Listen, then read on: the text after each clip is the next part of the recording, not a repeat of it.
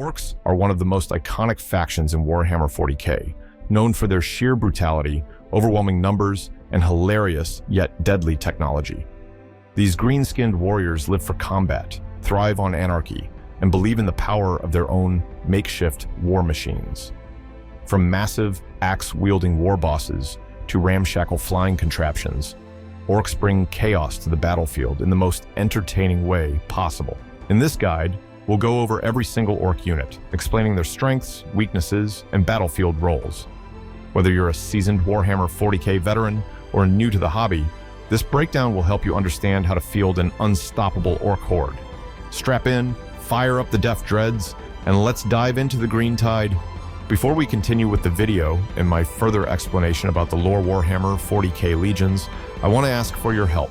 I'm trying to reach 1,000 subs before the grim darkness future starts. So I'd really appreciate it if you would subscribe and help me out, and let's win this battle together. Okay, let's continue.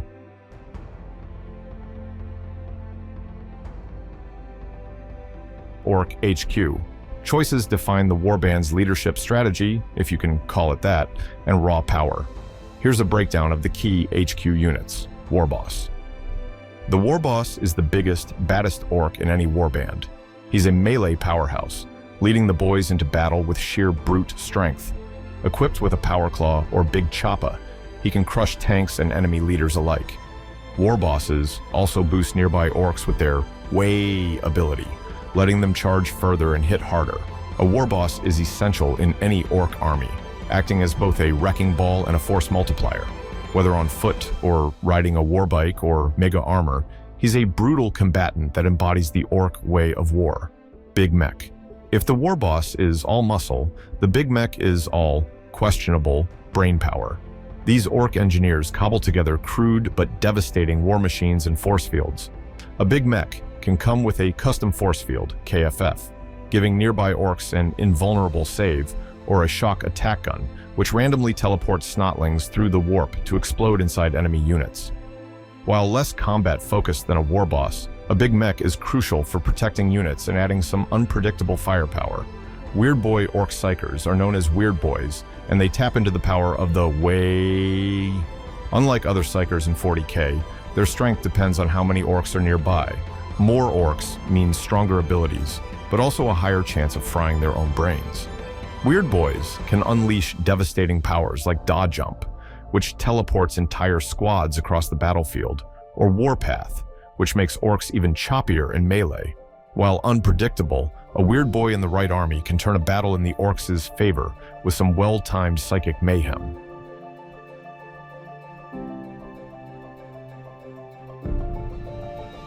Troops are the backbone of any Ork army. They might not be the smartest or the most well-equipped, but they more than make up for it in sheer numbers and enthusiasm for a good scrap. Boys, da boys is the best. Ork boys are the most numerous unit in an Ork army, and they thrive in hand-to-hand combat. Armed with a choppa and slugga, melee weapon and pistol, or a shoota, basic ranged weapon, they swarm enemies in massive mobs, overwhelming them through sheer volume. A unit of 30 boys charging across the battlefield is a terrifying sight. Thanks to their mob rule, they can ignore morale as long as they outnumber their foes. The real power of boys lies in their numbers. More Orks means more dice rolled, which means more damage. With the right support, like a Warboss or Weird Boy, boys become an unstoppable green tide, chopping and bashing their way through even the toughest opponents. Gretchin. Every Ork army needs Gretchin or Grots as disposable meat shields and objective holders. They're weak, cowardly, and die in droves, but they serve an important purpose, screening more valuable units from enemy fire. Gretchin can also be used to grab objectives while the bigger boys do the real fighting. Some Big Mechs even use Grots as ammo loaders, mechanics, or walking bullet sponges. For their cost, Gretchin are a useful utility unit. Just don't expect them to do much damage unless you get really lucky with their Grot Blastas.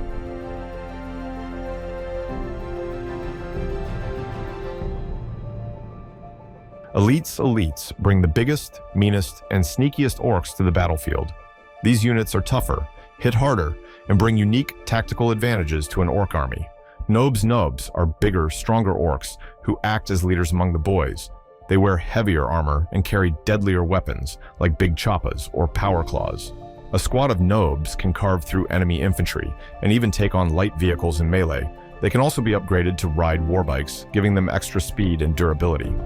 Thanks to their high strength and toughness, nobs are excellent at holding the line and smashing through enemy defenses.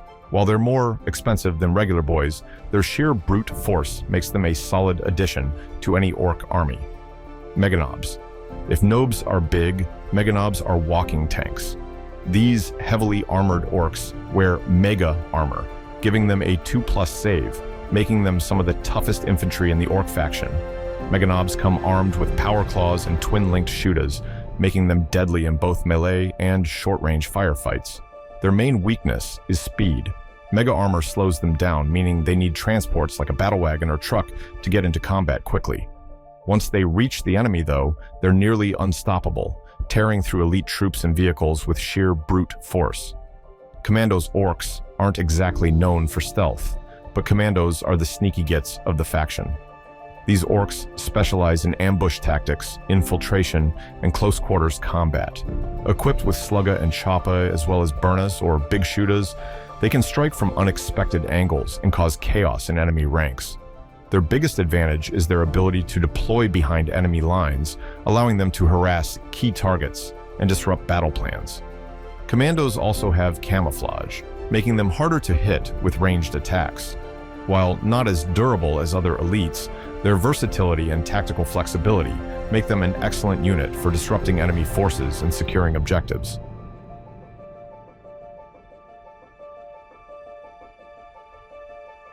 Speed is often overlooked in orc armies, but fast attack units give orcs the mobility to flank enemies, grab objectives, and bring the fight up close, fast and loud. Warbikers, orc warbikers, are exactly what they sound like. Boys riding massive, smoke-belching bikes, blasting away with twin-linked dakka guns as they charge headfirst into battle. Thanks to their speed, warbikers can quickly close the distance, allowing them to unleash a hail of bullets before smashing into melee. They also get a built-in cover save due to the sheer amount of dust and smoke they kick up while riding. Warbikers are excellent for hit-and-run tactics, contesting objectives, and adding a mobile firepower element to an otherwise melee-heavy orc army. Deffkoptas. For orcs, who like the idea of going fast but hate the ground, Deffkoptas provide a flying alternative. These ramshackle, rotor-driven attack vehicles pack a punch with twin-linked big shootas or rocket launchas. Deffkoptas excel at harassing enemy flanks, zipping around terrain, and taking pot shots at enemy vehicles. Their ability to scout move before the game begins lets them get into advantageous positions early. They're fragile compared to other orc units, but their speed and firepower make them a valuable tool for disrupting enemy battle plans. If you need a cheap, fast-moving unit to soften up enemy armor, Deffkoptas are a solid choice. Stormboyz orc boys, but with rockets strapped to their backs. That's Stormboyz in a nutshell. These reckless daredevils use jump packs to launch themselves across the battlefield at breakneck speeds, ignoring terrain and obstacles. Their high mobility makes them perfect for getting into melee quickly, where their choppas and slugga pistols can tear apart enemies. However, their biggest drawback is their random movement. Sometimes their jump packs work too well, and they end up exploding mid-flight. Despite the risk, Stormboyz provide orc armies with fast, deep-striking melee threats, perfect for overwhelming opponents before they can react.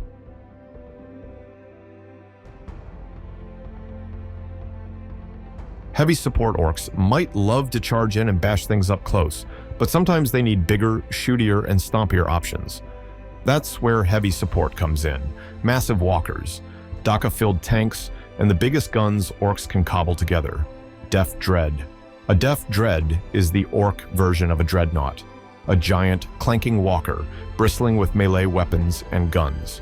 Built from salvaged parts and piloted by a particularly insane orc, or a really unlucky one forced inside, Deff Dreads are slow but incredibly deadly in close combat. They come armed with a mix of big shootas, rocket launches, and claws, meaning they can wreck vehicles or infantry with ease. However, they need to close the distance fast, as their slow movement makes them vulnerable to long-range attacks. Once they hit melee, though, Deff Dreads can tear apart tanks, troops, and anything else in their way. Kilocons. If Deff Dreads are the orc equivalent of a dreadnought, then Kilocons are the mini-me version. These smaller walkers are piloted by Gretchin, meaning they're a little more precise with their shooting, by orc standards at least. Kilocons are armed with weapons like big shootas, rockets, and grotsukas, making them decent at ranged combat. In melee, their con claws make them surprisingly dangerous, especially against vehicles. Because they're cheaper than Deff Dreads, they're great for swarming enemies with multiple small walkers. Just don't expect them to take much punishment. They're tough, but not invincible. Battle Wagon. The Battle Wagon is one of the most versatile units in an orc army. It's a massive transport, a gun platform, and a battering ram, all in one. Able to carry up to 20 boys, it's the best way to deliver a horde of orcs straight into enemy lines. It can be kitted out with dakka, like big shootas, cannons, or a death roller for ramming into enemies. Some orc players use it as a gunboat, while others turn it into a fortress on wheels for elite units like meganobs. The Battle Wagon's biggest strength is its durability and transport capacity. If you want to get your best melee units safely into combat, this is the way to do it.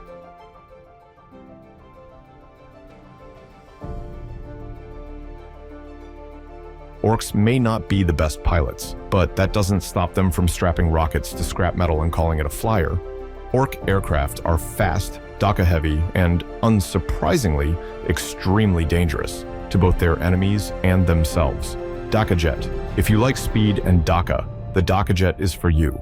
This orc fighter is built for strafing runs, loaded up with twin-linked Supa shootas that spit out an absurd amount of bullets.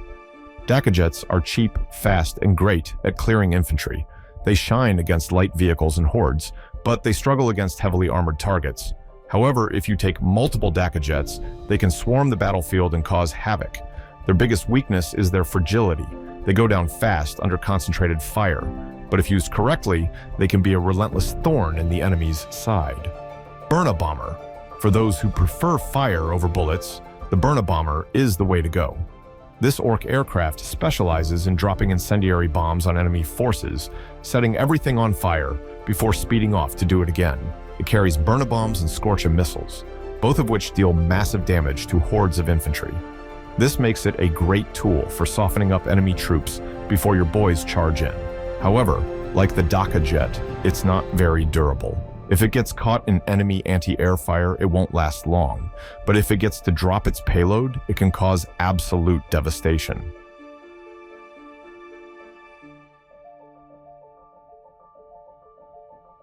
Sometimes, orcs decide that big just isn't big enough. That's when they bring out their Lords of War, towering, heavily armed war machines that embody the orc philosophy of more dakka, more stompin', more Waaagh in a hut. Gorkanaut. The Gorkanaut is a massive, stomping, heavily armored walker designed for pure destruction. It's armed to the teeth, carrying a Deathstorm mega shooter, rocket launchers, twin big shootas, and massive power claws for close combat.